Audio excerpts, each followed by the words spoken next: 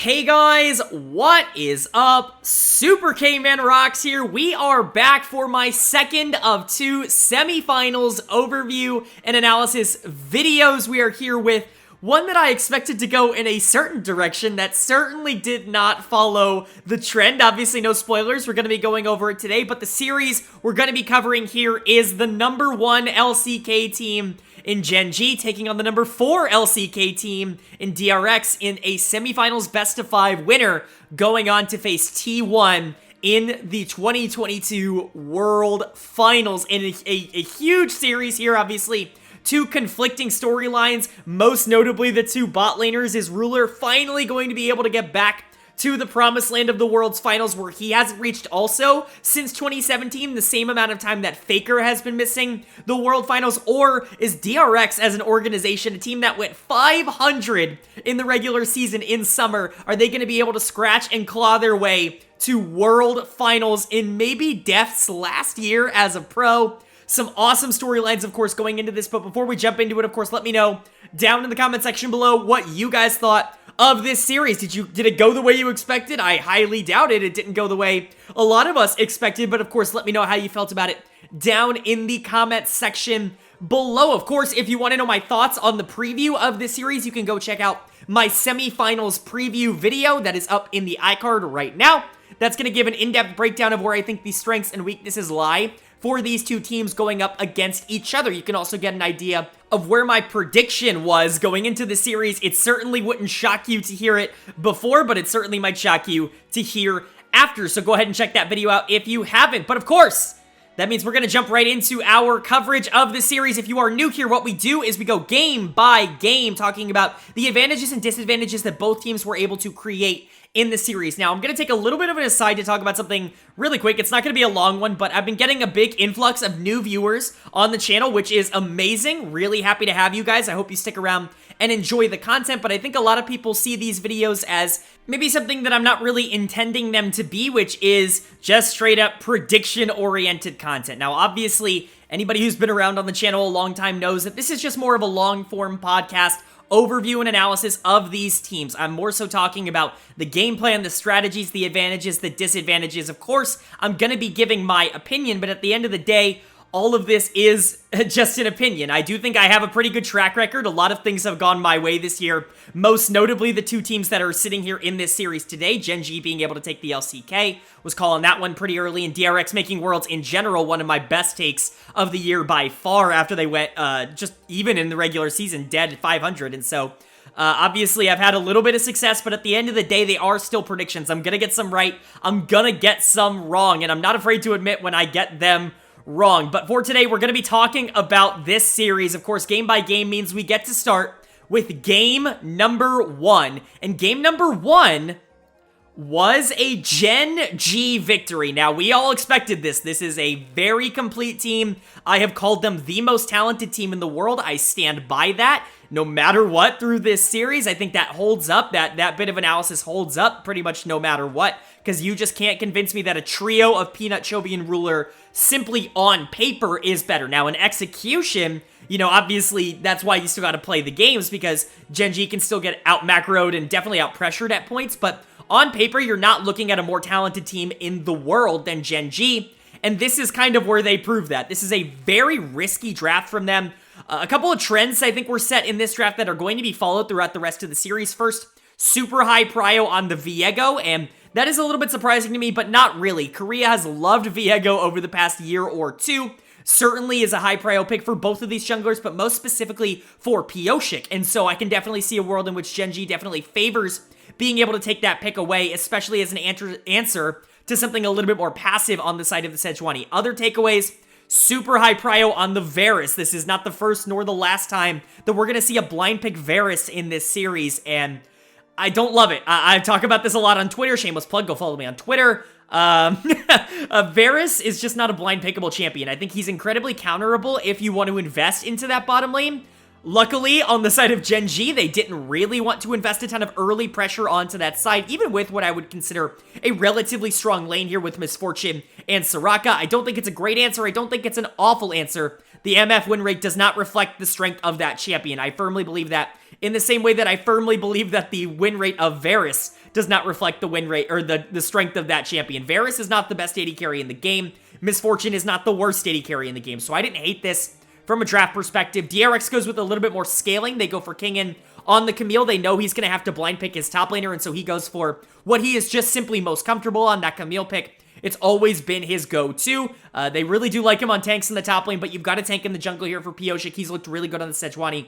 So it's fine going the Camille here. You supplement that with some really good late game damage in the Azir in the mid lane. Arguably the best mid laner in the game right now if you are looking to carry from that position. And as we all know, you certainly don't need me saying it again in this video after I've said it for, what, like 7 months now. But Zika can carry games for this DRX team. And so I don't hate this draft. It is taking Zika a little bit off of comfort. He doesn't like these more ranged poke-oriented champions. He wants to be in the thick of it. He likes his Akali. He likes his Sylas. But I don't hate the Azir pickup. I still think he's been relatively good on it. For Gen.G, on the other hand, you answer with the Sylas and the Fiora as your two solo laners. Like this a lot. Chobi's really, really great at the Sylas. It kind of gets overlooked because there are so many good Sylas players at Worlds this year, but Chobi is right up there with them. Doran answering the Camille with the Fiora can be a really positive matchup overall for Fiora, but of course you still have to play it out, just like every other Fiora lane. And so, how did the game go? Well, the game was really boring. You're probably wondering why I spent so much time talking about draft, and that's because there really wasn't a lot of action to talk about. Gen.G was able to generate some early leads from some good laning pressure and also from some really good peanut assists here. This is what he does incredibly successfully. He's able to generate leads for his laners. Most notably, in this case, the top lane for Doran was able to get ahead, and then the bot lane was able to get super far ahead. Ruler is actually going to be my player of the game here in game number 1. I know a lot of people are kind of talking low on Ruler. He hasn't really been the big standout player that I think a lot of people expected him to be at Worlds, but to say that he's been underwhelming, I think is a disservice to how well he has played at the tournament so far. While he's not been this extraordinary standout dominant carry, you cannot show me a game where he played anything less than great. Yes, maybe it's not elite like top 1 or 2, but he still has that potential, and honestly, this game was basically perfect. You're on a super immobile champion in the Varus, and honestly, DRX has a lot of ways to be able to get onto you. We saw that early in the game. The Soraka actually became a little bit of a problem for Ruler in the lane, but they were able to sort it out. They were able to get some gold onto that bot lane, and then all of a sudden, it became a ton easier, just in general, but having the Tahm Kench there also helps out a lot. Varus Tahm Kench has kind of become the staple duo for Varus because it gives him the protection that he so desperately needs. It just gives him a little bit more time, not only in lane, but in a lot of these team fights, to be able to play a tad bit more aggressive with some of his damage, because that's always going to be the fear with Varus, is that if you play a little bit too close to the line, you really don't have a ton of ways to get out of that, unlike a Lucian or even a Misfortune or something on that nature. Varus doesn't have that, but Ruler, I think, played this expertly. He was able to get out a ton of damage. He was by far the most impactful player in the game, in my opinion, and he looked really good. Again, credit to Lehens as well in this Tahm Kench. He looks really good when he's not on these feast or famine picks. I'm talking, obviously, the Singe, but even more so things like the Amumu or the Nautilus or the Leona. Things where it's really his onus to go in and make the plays. I think when Lehens is on something where he can supplement the team a lot better, he is actually unlocked as a player because he's not making these weird mistakes in the mid game where he's pushed up for no reason, or he's not taking trades, 2v2 in bottom Dragon Pit that just lose the game for his team. He's a lot more controlled, I think, in these sort of opportunities, and I think that benefits Gen.G overall. But of course, great game from Doran, Peanut, and Chobi as well. They just weren't the standouts in the same way that Ruler was. I would say generally the standout for Gen.G this game, while Ruler was good, was most notably just their macro, their ability to just completely take over the map once they generated a lead. DRX had absolutely nothing in this game, and that was Gen.G's game plan by design. On the side of DRX, like I said, just completely strangled out of this game. This is your typical LCK loss. This is, you got super far behind early, and even though you have scaling, the other team is playing the map so profusely well that you really have no way of getting back into it.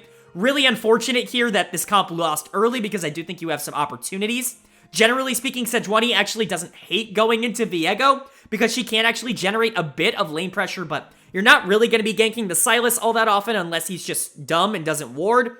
And the Varus Tahm Kench is relatively safe as long as Lehens isn't playing all that stupid Fiora wins topside, so you don't really have a ton of agency in this early game.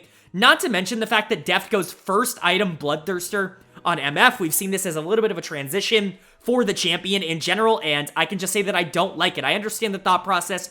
You need to be able to sustain up in a lot of these trades in lane, but you lose out on so much damage. And we saw that in the mid game where Deft was under his tower and Doran goes to dive him and Deft plays it perfectly. He's able to land the CC chain, he's able to cleanse away the Fiora stun, and none of it matters because he has literally negative damage with the Bloodthirster. It's doing pretty much nothing for him. It's just a build that I think makes a champion like Misfortune, which is already starting to feel kind of weak, feel even more weak. And so definitely don't like that. Deft is going to get my dud of the game for that. The impact that this MF had was basically zero. I can't remember a single ultimate that she fired off in this game, and that means none of them were memorable. And so that's not good at all. Beryl, I think, played the lane relatively okay, but once we got towards the back half, there really wasn't much he could do. And then King and Pioshik and Zika all just got outplayed, quite frankly, by their counterparts. This wasn't a great performance on the side of DRX, but it is just game number 1, and it's Gen.G. They're always going to have this performance. If you're able to generate a lead early with a team like Gen.G, like, they're going to be able to strangle you out. They know how to play this map incredibly well. You have to be able to generate your own advantages in a series like this. DRX needs to go a little bit more on the aggressive in the early game, in my opinion. I think draft-wise, it's relatively sound, but maybe not for DRX. One of my big takeaways in my preview analysis for the series is that if DRX wants to stand a chance, they're going to have to do what they've been doing all Worlds and just stick to comfort. Zika on those melee mids that can really pop off. Deft on something that's going to be a little bit more safe in the early game so that he can have that big late game carry performance, and perhaps King in on something like a tank. Put Pioshik on one of his signature picks. If you can get the Viego, great. But obviously, he's named after Kindred. Give him Kindred if you can get it. Those are the things that have really popped off for DRX. If you can go more towards that plan, I think that will work a lot better for you, obviously, than, you know, this comp, which I do think generally is good, but maybe just not for DRX. And then Gen.G just has to do this again. They had a really good game plan here, and they executed on it. I don't think this draft was supposed to dominate early, but they certainly did because they were better players.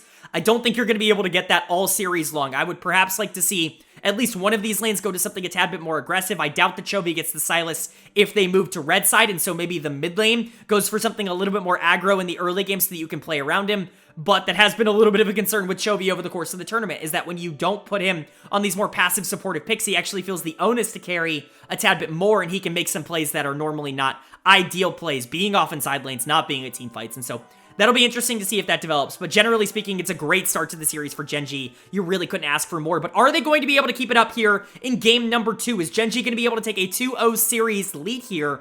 Or is DRX going to be able to even the series up at 1-1 and basically reset us to a regular season best of 3 between these two LCK teams? Well, the winner of game number 2 was DRX. They are able to take game number 2 here, tie up the series at 1 apiece with a much more cohesive win here, I would say, in game in general than game number 1, although it certainly was not easy the entire way through. I like their comp much better this time. Gives them a lot more flexibility, in my opinion, with what they want to do. They go for a more assassin, quote-unquote, oriented mid laner. Not the Akali, not the Sylas, because both of those are gone. Sylas, of course, taken away by Chovy. They left it up on red side, and Gen.G takes that away. Akali banned out, and so where does he go? He goes for the Ahri, which is an incredibly interesting pick in this context, because it really does kind of do what the others do. It just doesn't do it quite as efficiently and quite as aggressively, but you can still be an incredible facilitator on that Ahri, setting your team up in a really good way and being able to capitalize on the aggressive plays that you're able to make. We're certainly going to be talking about that later in the game. But most notably for DRX's comp, they're actually left open to the Caitlyn here on blue side. Now, Caitlyn's been a pick that has been heavily talked about, I would say, over the course of Worlds, and I think rightfully so, because it has been completely permabanned by most teams at the tournament. And I think the validity of that is up for debate. I'm certainly somewhere in the middle of that. I do understand why Caitlyn is considered so strong, because you do have to devote a ridiculous amount of resources into stopping her.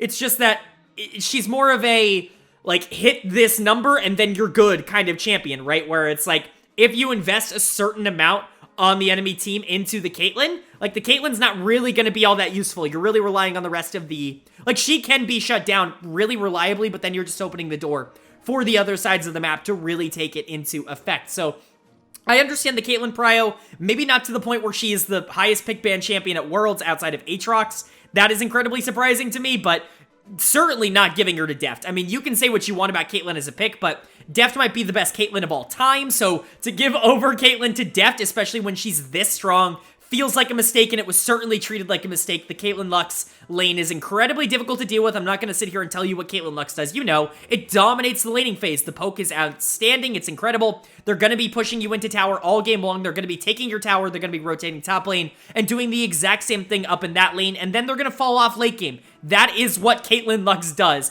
You supplement that by actually adding a marksman that is going to deal damage in the late game in the jungle here with the Kindred. Obviously, Pioshik's signature pick. He's named after Kindred. Definitely will never complain about him picking it because he's so good at it, even if Kindred itself isn't all that strong. And then Kingen goes on Gragas here. And I actually want to start off with Kingen when we talk about DRX in the win here, because Kingen was phenomenal. Now, contrary to what the stat line might lead you to believe, DRX was not in firm control of this game really until later into the game. This was 39 minutes for a reason. Gen.G actually had a pretty decent foothold at about 15-20 minutes, but I tweeted this out, and I really stand by this watching it back. DRX did such a phenomenal job of knowing exactly where they needed to be in the mid game for them to get the smallest advantages. They knew exactly where to put 3 people to randomly catch one person out of position. They knew exactly when and where to contest major objectives. They knew when to give over objectives as well.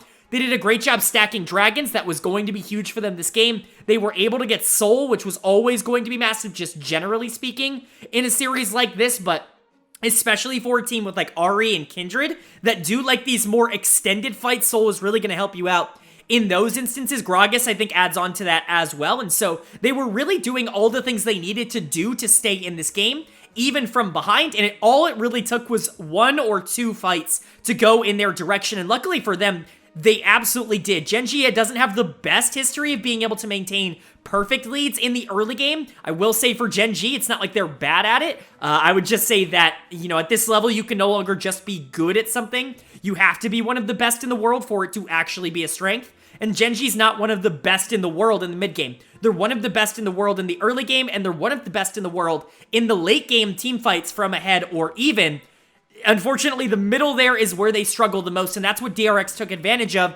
Like I said, being able to catch things out, being able to really consistently be able to get objectives in this game, which I'm going to blame it on Peanut, don't worry, but being able to consistently secure these objectives was absolutely huge and was the reason that DRX was able to win the game. You got to give a lot of credit, not only to Pioshik, but Kingen and Zika in that regard as well. Did a great job of making sure Pioshik was always in a good spot to be able to contest a lot of these objectives, or more often than not, just making sure there was action elsewhere on the map so that they could trade successfully. That was a really, really big thing that they emphasized. That's something that I think really good teams have started to favor as we go down later into this tournament, into Worlds in general. The good teams have really separated themselves by saying that they're not afraid to trade objectives if they feel they are getting the objective they would rather have. And I think that that is a good mentality generally to have. DRX certainly had that in this one, as they were willing to give up pretty much everything on the top side so long as they got that dragon in the early game, and it definitely worked out. Gotta give a ton of credit to Zika, though. It's really hard to talk about this game and not talk about how DRX was able to come back without talking about this Ahri.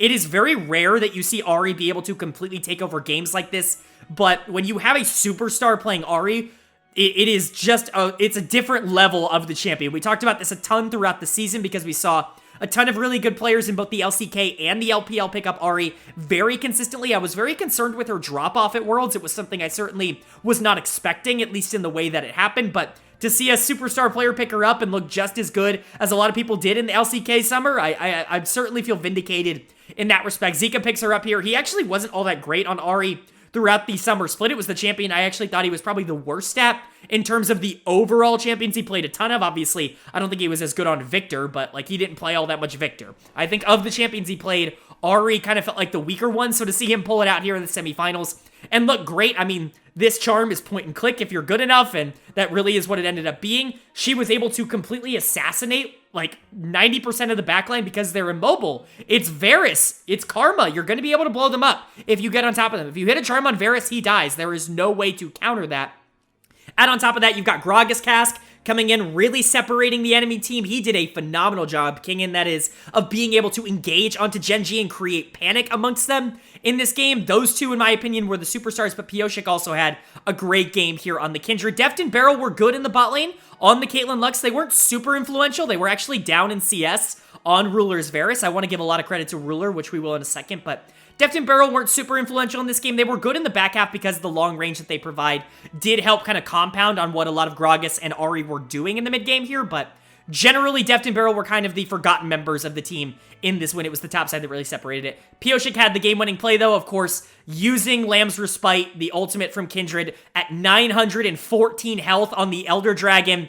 A play clearly he's pulled off 1,000 times before in solo queue. He knew that number so specific. Like, it was just instantaneous. You could tell it was just second nature to him, and for him to be able to come out of the Lamb's Respite, be able to smite that objective, be able to get the Elder, and then wipe Gen.G, that was absolutely huge. It reminded me, of course, of Xmithy's famous Baron steal against RNG at MSI many, many years ago with Kindred as well. And so, very, very fun plays overall from DRX, and they definitely deserve this win. As for Gen.G, not a great game overall, I would say.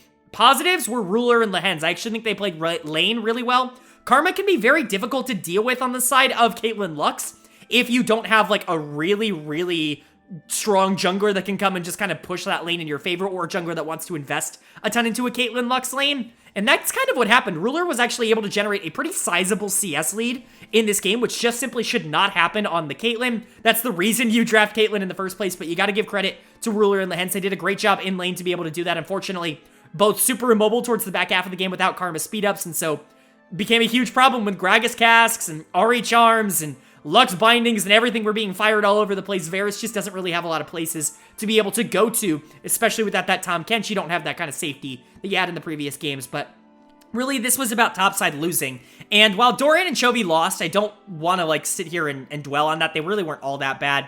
I do think Peanut had a pretty bad game. This was a pretty miserable performance of Graves. He's going to get my dud of the game here for game number 2. Just got outplayed by pretty much everybody on the side of DRX. He was late to almost every play. He was making poor trades. Yes, he was getting Rift Heralds, but they weren't really getting a lot of value out of the Heralds that they were actually able to get, and he was just way too willing, I think, to let go of Dragons, and that really cost them in the end, not to mention the fact that, of course, he just simply got outsmited.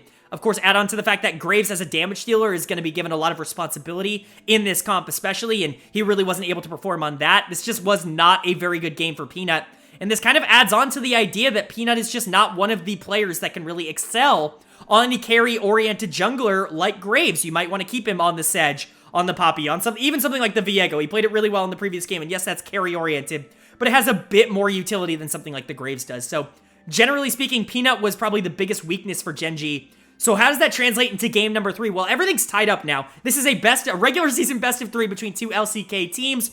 It's all going to be about game 3. That now becomes the most influential game in the series. If you can take a 2-1 series lead, winning one of the final 2 games is going to be a lot easier than having to win both of the final 2 games. For DRX, keep it going. You really have found a strategy. Just stick to comfort. You have shown that you can beat anybody in the world when you were on the picks that you feel comfortable on. Stick to that in this game. For Gen.G, go back to comfort. I really don't like Peanut on these carry-oriented junglers. Make sure to get Chovy on something that he can be more actively proactive with in the back half of the game. Sylas is great, but he's not carrying on Sylas. This is the best player in the world. Let him play Azir. Those kinds of things are really the adaptations I want to see from Gen.G at this point. But are they going to make any? How is this series going to pan out? Who's going to be taking a very crucial lead here in game number 3? Well, the winner of game number 3 was DRX. They are able to take game number 3 and push themselves up in this series against the number 1 team from their own region, 2-1. Unbelievable. Great game from DRX. This was incredibly clean, where game 2 was a little bit of a comeback. It wasn't like a dominant, lead for Gen.G. It was definitely them favored, and DRX had to do a lot in order to regain their dominance in that game. This was DRX from moment 1. Their draft is actually very DRX. This is one of the most DRX drafts you can get. Weak side top laner here with Ornn. You've got the Viego in the jungle for Pyosik. Viego and Kindred, those are the 2 picks I think of. The Sejuani's really emerged for him at Worlds, but Viego and Kindred, those are Pyosik's 2 picks over the course of the year. Zekali, like, come on. Why are you giving him this champ? You know you can't give him this champ. I don't understand. It's like giving him Sylas. You ban the Sylas, but you leave the Akali? It's R5. They weren't even going to pick it early. They left it for R5. You banned out Camille and Gragas over Zekali. I just don't understand. Deft gets on Varus. Clearly, teams value him incredibly highly. Another blind pick Varus game. This time it's actually countered. by the Ezreal. Finally, someone picking Ezreal and Navarus. I think Ezreal has a super positive matchup in Navarus overall. Not gonna, spoil whether that works or not. You could already see whether that works or not in this game, but generally speaking, I like the Ezreal pick, and then Beryl on Renata, absolutely fine. You can still do a lot of really cool shit with Renata, and Beryl's kind of been on a hot streak in this series, not playing nearly as bad as he did in some of the other games this tournament. But for Gen.G, very different comp. This is super weird. This is very teamfight oriented, strangely enough, because you have Chovy on this big late game damage dealer in the Azir, but you've got a lot of frontline. You've got the Sedge in the top lane. You've got the Trundle to try and counter that Ornn also as well. And so you've got a ton of beefy boys. You're really relying on Chovy and Ruler to be able to generate some leads. Karma's going to be able to enable them, but it's going to be up to those two to be able to carry a lot of these games. They're going to be looking for some 5v5 team fights. I do think that favors what they're trying to do generally, but maybe a more aggressive top laner would be something that I would be a little bit more positive about in this circumstance. Going Sejuani on B1's fine, but Peanut can play Sejuani and maybe flexing, something more aggressive. Maybe not banning the Camille, maybe banning the Akali instead of the Camille and taking that into Ornn might have been a little bit better. I know you would have had to blind it, potentially, but you probably wouldn't have, unless Kingen took the Camille, in which case, sure, I mean, you have counters to the Camille, we already know that, and so I don't know. I don't love this draft on the side of Gen.G. I think they're just not optimizing in the way that I would like to see, but it's not awful on their side.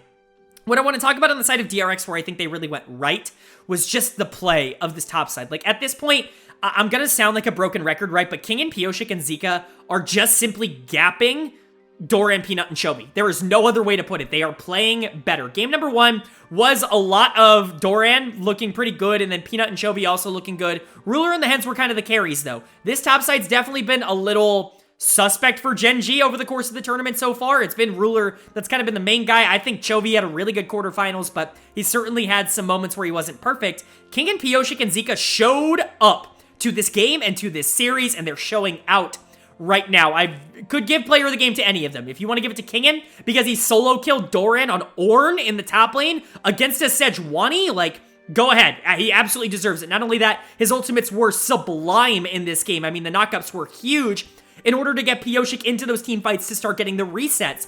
If you want to give it to Zika on the Akali because he was blowing people up towards the back half of this game, I totally understand. He was the flashiest player in this game by a significant margin, and I think you're going to see a majority of analysts give player of the game to Akali, but my player of the game is going to go to Pioshik here on the Viego. What an arc for Pioshik just in general. This is a player that I've been very heavily criticized for in the past being way too high on. I had him as the number 3 jungler, I believe number 3, maybe number 4, 3 or 4, going into the LCK this season. People were not super happy about that decision. You can go look at the comments of that video, but I stuck by it. This kid just has a type of talent that you don't see very often. He can gap anybody in the world. It's the same thing I saw in Zika. These are two players that I have really planted my flag in very long ago, and we're really finally starting to see some dividends with that. But Pioshik in this game basically did everything you could possibly ask a Viego to do. Not only was he setting up his laners, he was getting his own resets, he was being able to fight everybody. Like, this was a perfect Viego game. In my opinion, he was the most influential member because without him, while Zeka did play great in this game, he doesn't have nearly the same kind of opportunities if he doesn't have Pioshik playing so well in the jungle. Similarly for Kingen, he can only do so much on the Ornn in the back half of these team fights. Those ultimates were great, but ultimately what they were doing was setting up Pioshik to be able to get these resets. He was phenomenal. He's stepping up like one of the best junglers in the world right now. Zika is one of the best mid laners in the world. Kingen is gapping Doran, which sure makes my LCK All-Pro predictions look really freaking good right now. I got a ton of flack for putting Kingen third team All-Pro over Doran, but that's certainly looking good in this series. The only negative I would say for DRX is that their bot lane really has not been winning in lane, and I'm not going to blame it on them too much. Again, they got counterpicked here, but Ruler and the Hens had another good laning phase. I know a lot of people are going to say that Ruler didn't have a good series, and I've been seeing that kind of perpetuated on social media. I don't agree with that at all. I think through the first 3 games here, especially, we'll get into game 4, but through the first 3 games, he has been like the only member of Gen.G that has come to play today. It really reminds me of DRX's quarterfinal series against CDG, where it very much felt like it was Viper versus DRX. And right now it feels like it's Ruler versus DRX. And luckily for Gen.G, he's there. It's just on an Ezreal, he's not going to be able to take over the game like that. You're relying a ton on Chovy to be able to set up on this Azir. He had a really poor game. He went back into Chovy mode on this Azir. It feels like a curse. I talk about this now, so in the quarterfinal series, I started a theory, and obviously I don't think I'm, like, unique in saying this as a theory, but Chovy needs to be taken off of carry-oriented picks like Azir. because when he is on carry-oriented picks like Azir, he mentally internalizes that as, I have to carry the game. And what does Chovy think is going to be best for carrying the game? Getting CS and missing all the fights and whatever, like all the things Chovy gets blamed for. He doesn't do this on Victor. He doesn't do this on Sylas. He doesn't do this on other champions. He does this on champions like Azir, and my explanation for why it happens so much on that champion, at least my theory for why it would be, is that he does feel that immense pressure when playing these champions to be super far ahead of the opponent so that he can take over the team fights. Unfortunately, he blinds himself with the idea that he needs more gold to understand that he needs to be of use now in those fights like he is when he's on these less proactive picks. When he feels like he doesn't need 8,000 CS to win the game, he's a great player, but sometimes I think he gets in his own head about that. He says, oh, we're losing. I have to farm side waves. I have to get to 4 or 5 items. I have to stay on pace with the enemy team or else we lose. And I think that puts him in a trap position of kind of looking at the game wrong. And that's something I hope Chovy can really get over, but we've seen it very consistently with him on this champion in particular and not many others. So at this point, it's really just what I believe. Doran's going to get done to the game. He got solo killed as Sejuani in the top lane by Ornn, like, late into the game. This wasn't at, like, 6 minutes. I mean, he did get dove super early because the dude took Grasp of the Undying and not Unsealed Spellbook on Sejuani top. So he just got dove and he died, and there's nothing he can do about it. Then he got re-dove, and guess what? He died. And then he got solo killed. A miserable game from Doran. He really has not been all that good in this Worlds run. He's going to really have to start stepping up now if this team wants any chance of being able to push forward on a win-or-go-home game from this point onwards, because that's where you're at for Gen.G. You win or go home. You're now down 2-1 in the semifinals. You have to win Game 4 and Game 5 to keep your Worlds hopes alive, but are they able to do that? We know they have the talent, but they have to put it together. We know they're better than DRX. DRX didn't take a single game off of Gen.G all year long, in spring or in summer. Not even a game, not a series, a game off of Gen.G. We know they should be the better team, but they're in their own heads right now, and they really need to figure out where they need to move in order to get out of it. For DRX, just stay the course. You figured out your comfort zone. Stick to it. Keep Zika on these assassin-oriented mid lane picks, and let him playmake.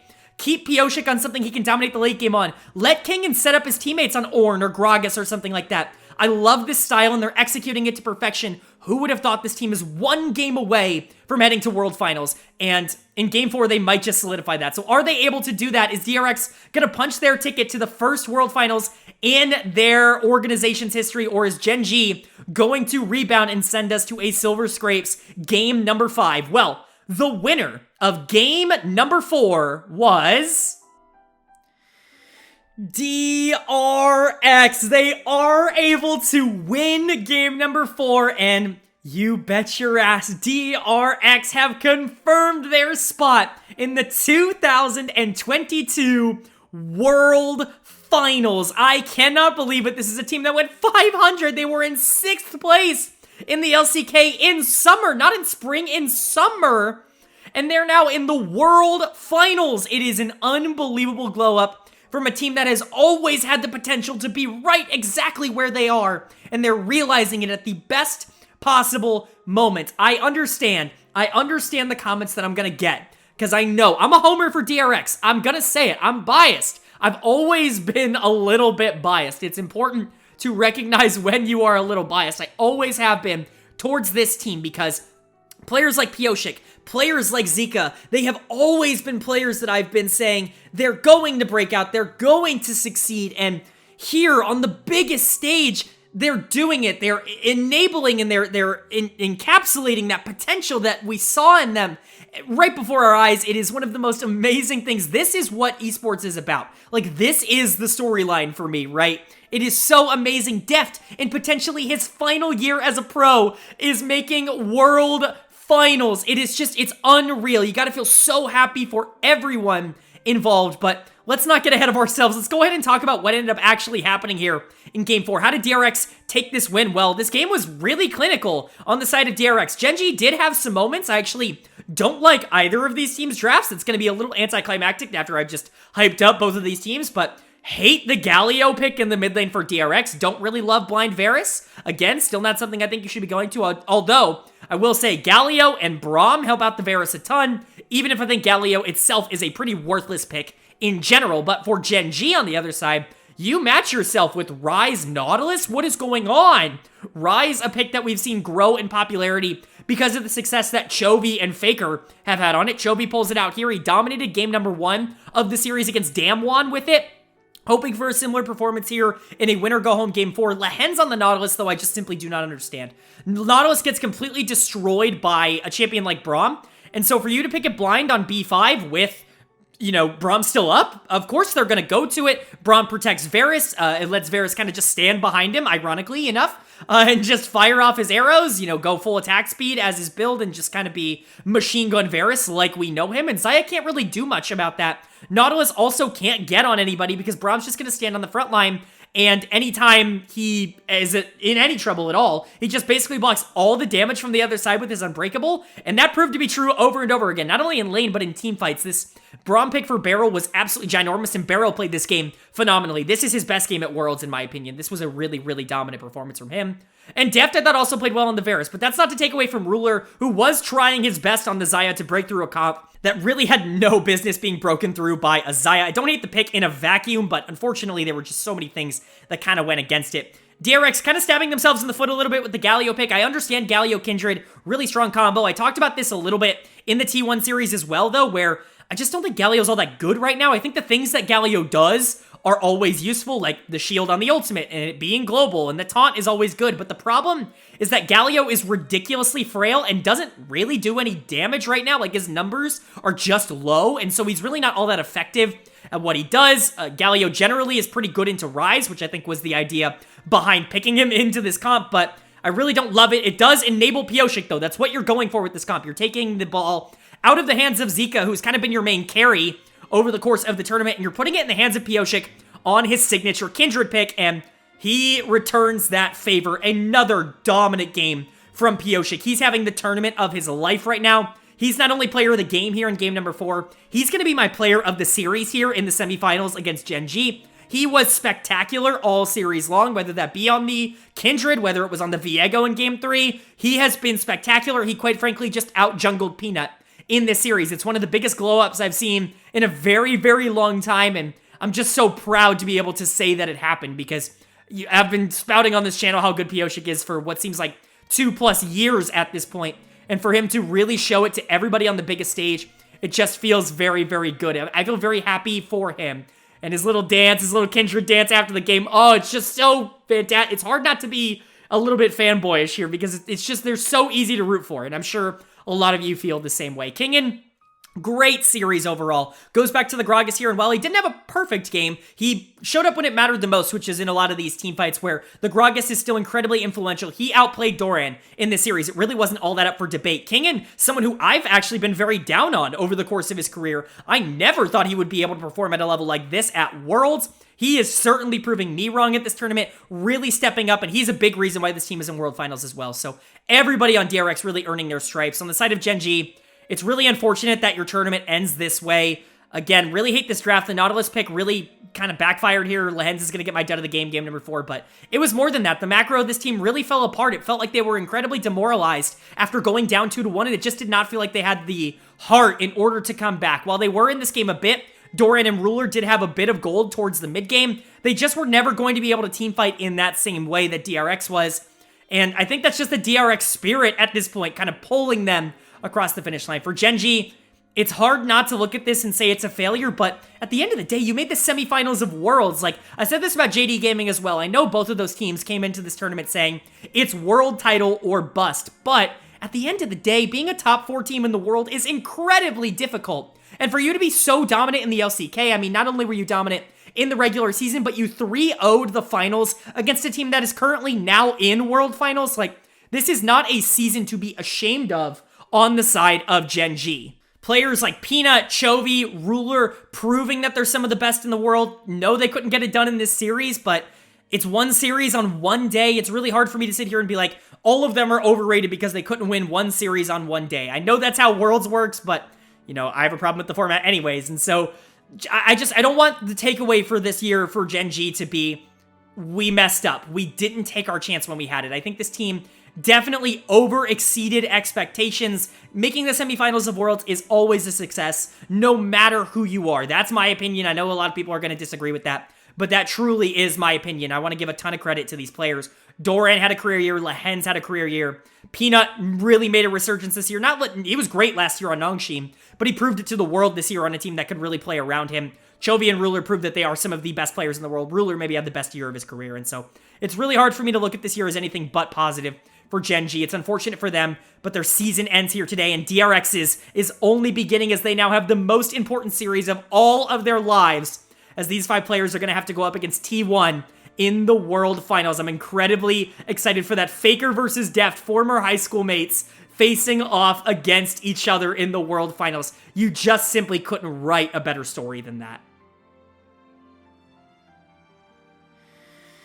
All right, well, that is going to do it for my Gen.G versus DRX semifinals overview and analysis of all 4 games. Up on your screen, you'll see that DRX and T1, the final 2 teams left standing. We've got a few days until finals kicks off, so you can bet your ass that we're going to be getting a finals preview video coming out on this channel. But, of course, let me know down in the comment section below now how you felt about the Gen.G DRX series, and, of course, who are you taking to win, T1 or DRX? I know we've got a ton of T1 fans. That's just generally going to be true, but how can you not cheer for DRX? It's going to be interesting to see what you guys choose down in the comment section below. Let me know not only who you think is going to win, but who you want to win, because those can be 2 very different things. Of course, I'll review mine later in the week. If you enjoyed the video, feel free to hit that like button. It really does mean a lot for the channel. It lets me know that you guys are enjoying the content. And more importantly, it gets this out to more people. I really do think that the content we do here on this channel, not just me, but everybody who helps go into these videos, is really worth appreciating, and I don't want that work to go to waste. So if you enjoyed it, feel free to hit that like button. And then, of course, if you're new here, go ahead and hit that subscribe button. We've had a ton of new people coming in, a ton of new subs. Really glad to see that you guys are enjoying the content. Not only are we going to be covering finals, off-season's right around the corner, and roster moves are already starting to circulate. So if you're interested in learning about all of that, we're going to be covering it all winter long. Go ahead and subscribe if you want news on that stuff as well. But of course, with all that being said, I hope you all are having a great day. I hope you continue to have a great day, and I will see you all later.